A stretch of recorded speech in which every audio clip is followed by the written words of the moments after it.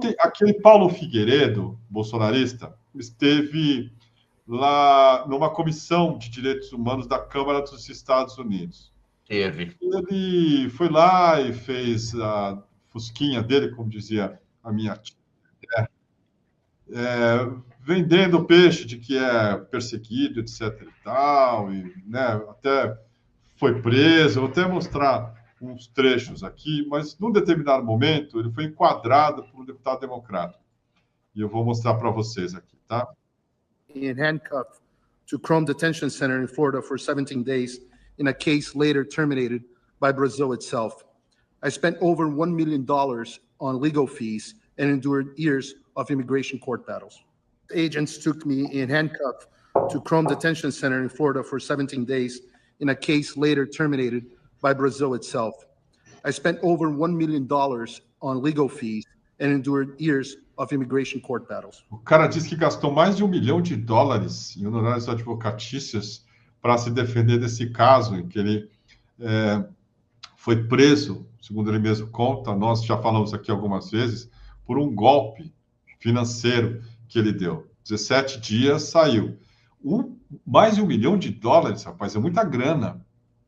Ou ele está mentindo, ou ele é realmente um cara rico, enganando os outros. Hoje o que ele faz é tentar dar green card para otário brasileiro que quer morar lá nos Estados Unidos, né, e no meio do caminho ele fica com a grana e o cara é deportado, o cliente. E é um golpista neto de um último general da ditadura e que está lá tentando desestabilizar a democracia brasileira.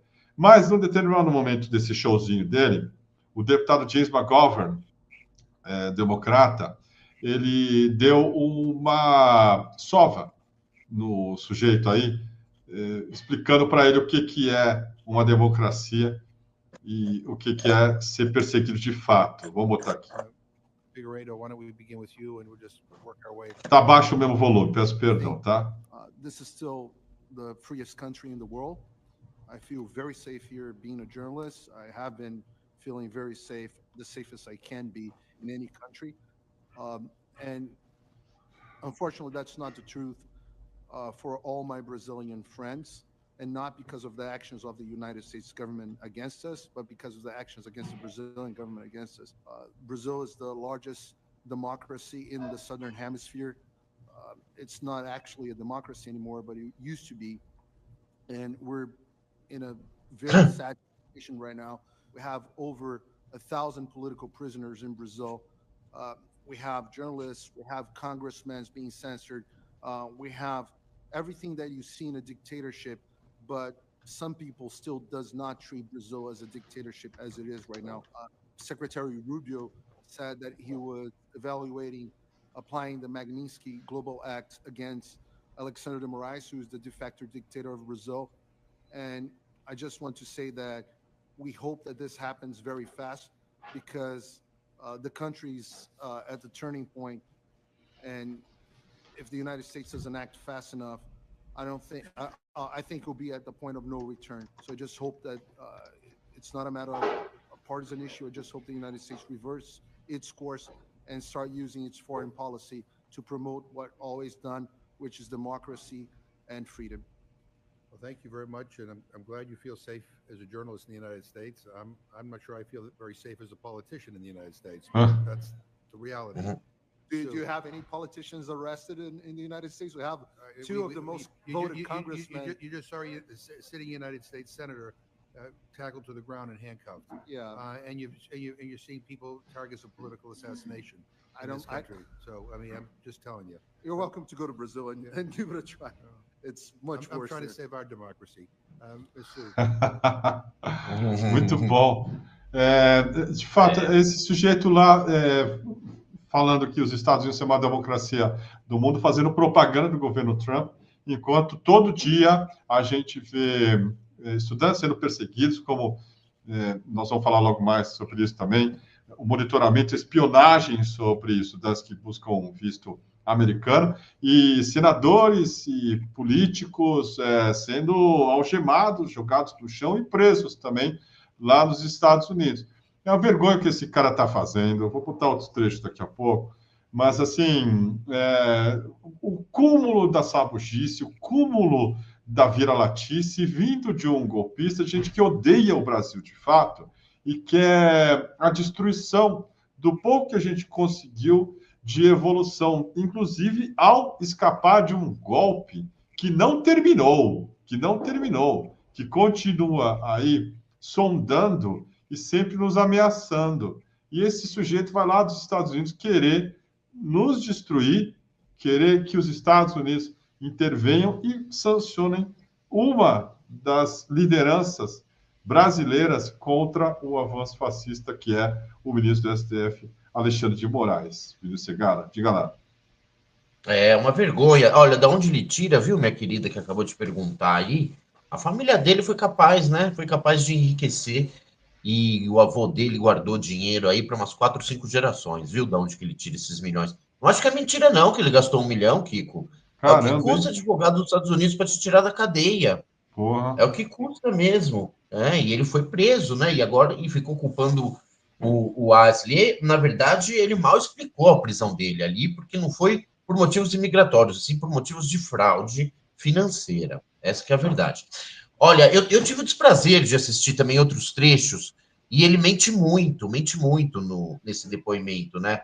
Primeiro ele fala, estamos com políticos presos lá, aqui temos políticos presos, aqui a gente tem criminoso preso. Todas as pessoas que estão presas não são presos políticos, são presos que cometeram crimes, foram levados ao crivo da justiça e a justiça decidiu por condená-los e prendê-los. E alguns foi obrigado a prender preventivamente porque incorriam em crimes ou riscos de fuga enquanto respondiam aos seus processos. Ele mente, não nessa parte que você passou, numa outra parte ele mente, dizendo que ele não teve capacidade de se defender, que foi determinada uma ordem de prisão contra ele, e ele teve que sair de lá porque ele não tinha como se defender. Meu Deus, fica parecendo que a gente vive um estado de exceção, como era na época do governo do avô dele, que prendiam quem quisessem, sem mandado de justiça, sem mandado. Ele teve todo o direito de se defender, ainda tem todo o direito de se defender. Apresente seu processo, Paulo Figueiredo, apresente-se à justiça, vem aqui, encara o que você fez, vai ser preso, pede um habeas corpus, mostra que você vai estar mudando, que você vai parar de atrapalhar os processos e pode responder em liberdade. A justiça nunca, jamais impediu que ele exercitasse seu direito de defesa. E ele fica mentindo lá, falando que a gente tem 1.000 presos políticos. Preso político é preso sem mandado judicial, né? É preso sem ter cometido nenhum crime. Não é nada disso aconteceu. Todo mundo que está preso aqui, que ele chama de presos políticos, tem todos os crimes muito bem provados, ou está provado que cabe a medida cautelar da prisão preventiva por eles ou atrapalharem o processo, ou representarem o risco ao país, ou tentarem fugir. Uhum, perfeito. Vou botar mais um trecho aqui, se você quiser que eu pare, você me fala, tá? ICE agents took me to Chrome Detention Center in Florida for 17 days in a case later terminated by Brazil itself. I spent over $1 million in legal fees and endured years of immigration court battles. In 2022, Supreme Court Judge Alexandre de Moraes, Brazil's current dictator masquerading as a judge, targeted me again for reporting inconvenient truths. He froze all my Brazilian assets, blocked my social media, canceled my passport, and condemned me to exile. When legal channels proved insufficient, he used back channels to have the United States FBI call me, attempting to coerce my testimony. House Judiciary Committee Chair Jim Jordan questioned this unprecedented violation in a letter to the FBI Director Christopher Wray on May 21st, 2024, a letter never answered. Today, Moraes publicly insults me from Brazil's highest court, calling me a pseudo-journalist and a fugitive, though I've lived openly in Florida for 10 years. He claims there's a secret arrest warrant against me, and I cannot defend myself because I have not been formally charged, and that I don't even know if I've been placed on Interpol's list again. My case is not isolated, but part of a systematic campaign. Journalist Alan dos Santos spent over 2 years on Interpol's red notice before his lawyers proved the Brazilian government possessed no evidence and got his name removed. When the Biden administration denied his extradition, stating that his conduct wasn't criminal in the United States, leaked dialogues revealed Moraes' judicial advisors discussing the possibility of sending operatives to kidnap Allen from U.S. soil and clandestinely É mentira. to Brazil. Pode falar. Não, é mentira isso, não existe esse diálogo. Já pediram para eles mostrarem, acho que o Alexandre de Moraes vai ficar falando, vamos sequestrar o cara lá em solo americano e trazer para cá? Se o Moraes tivesse falado isso e existissem diálogos como ele afirma, qual era a chance disso não passar dia sim, dia também nas redes bolsonaristas? Não existe isso. Não existe. E ele fala que há mandados de prisão secreto contra ele, ele não sabe nem se está na lista da Interpol. O criminoso não tem que saber em que lista ele está, para começar, né? Eu nem sei quem está me investigando, qual polícia, isso aqui, meu amigo, é bom que você não saiba, para você não dar mais um jeitinho de fugir de novo. Falar que ele não é um fugitivo no Brasil é simplesmente rir na cara de todo mundo achando que é trouxa. Claro que ele é um fugitivo. Existe um mandado de prisão aberto, ele não está aqui para cumpri-lo, ele não pode pisar aqui, que é o país dele, porque senão vai preso. Ele está fazendo o quê? Está fugindo da justiça brasileira, sim, senhor. Dizer que o Alexandre de Moraes ele é um ditador travestido de juiz, é impossível dizer isso, porque o ditador é o que dita os rumos do país. Para ditar os rumos do país, você tem que ter a chave do cofre, o poder executivo na mão. Assim que você dita os rumos do país. Um juiz jamais poderia ser um ditador. O máximo que o Alexandre de Moraes faz é tomar decisões acerca de pessoas, negócios ou pessoas jurídicas. Não ditar os rumos do país, porque o país precisava estar com o dinheiro dos impostos na mão, no mínimo, né? Um monte de mentira. O que ele fala também sobre o que o Alexandre de Moraes fez contra ele foram simplesmente medidas cautelares que foram se acumulando na medida em que ele ia se mostrando um empecilho ao seu próprio julgamento, às próprias investigações de seus crimes. As investigações de seus próprios crimes, eu quis dizer. Então, um show de mentiras, viu, Kiko? Que ainda quer comparar com o Alan dos Santos, só piora a situação dele, né? Porque é outro fugitivo igual. Exatamente. His warrant remains open in Brazil, and he continues facing millions in fines for posts made on U.S. soil. My colleague Rodrigo Constantino, an American citizen, faces similar persecution. Even award-winning journalist, American journalist Michael Schallenberger, has been targeted by Moraes. Stop for a moment to contemplate the gravity of what I'm saying. We're witnessing a foreign government agent systematically persecuting American journalists and permanent residents for journalistic content published on American soil. But the persecution extends beyond journalists to Democratic elected officials. Eduardo Bolsonaro, Brazil's most voted congressman and son of former President Bolsonaro, had a case opened against him by Moraes for denouncing Brazilian abuses to this very Congress. He lives here in exile now, fearing arrest upon his return. Just last month, yes, another congresswoman, Carla Outra Zambelli, mentira, né? Não tem nada de prisão do Eduardo. Preemptive arrest decreed by Moraes. She was in the United States for medical treatment, but managed to reach Italy, where she holds Italian citizenship, before being placed on Interpol's red notice list. Sadly, 2 days later, the State Department canceled her U.S. visa. Another alarming case is that of Felipe Martins, former special advisor to President Bolsonaro. U.S. Customs and Border Protection systems falsely showed Martins had entered the United States when he was actually under surveillance in Brazil. This fabricated entry was used by Moraes to justify his 6 months imprisonment without charges.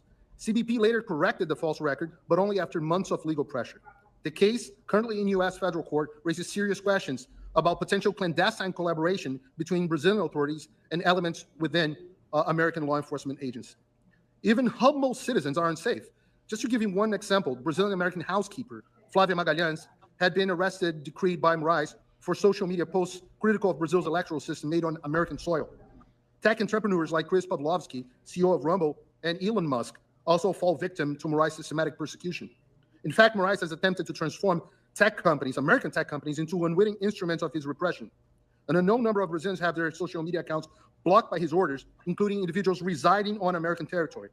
Tech giants like Meta, X, Google, and Rumble face threats of massive fines and executive imprisonment unless they share data about individuals on American soils with Moraes. Don't take my word for it. Similar conduct under Moraes' threats led Rumble to take the unprecedented step of suing Moraes on U.S. federal court in Florida. Esse cara é o sonho americano, no sentido assim do picareta que acaba se dando bem. O Fitzgerald transformou isso num romance espetacular, nos maiores do século XX, que é o Grande Gatsby. O Gatsby era um contrabandista de bebida, fascinante. esse sujeito aí é um golpista barato e que ganhou muito dinheiro enganando as pessoas, como o Trump também. São todos corruptos, fugindo da justiça, como o Bolsonaro, como o Netanyahu. Essa extrema-direita que depois quer liberdade de expressão, não sei o quê, mas, na verdade, impunidade para continuar cometendo crimes. Nós demos, o ano passado, uma matéria sobre esse cara aí, e contamos quem ele é de fato, aqui no DCM. Me passaram isso aqui, eu vou compartilhar com vocês. Ele foi multado em 102 milhões de reais por fraude num troço que se chamava Trump Hotel, que era para ser feito lá no Rio de Janeiro. Ele foi condenado em multas pela CVM, Comissão de Valores Mobiliários, após operações fraudulentas. Isso que resultou na prisão dele na Flórida. Só 17 dias. É branco e tem dinheiro para pagar um advogado. Mais de $1 milhão. De onde vem? Golpe atrás de golpe, roubalheira atrás de roubalheira. E, segundo a CVM, o Figueiredo desviou recursos do LSH empresa da qual ele foi presidente. A autarquia afirma que as fraudes foram cometidas por meio de contratação de prestador de serviço, sobrevalorização de um laudo de avaliação e transferência indevida de riqueza. A LSH começou a tocar o projeto Trump Hotel na Barra da Tijuca, em 2020. Ele se associou a Donald Trump em 2013. Olha que interessante, para trazer a marca ao Brasil.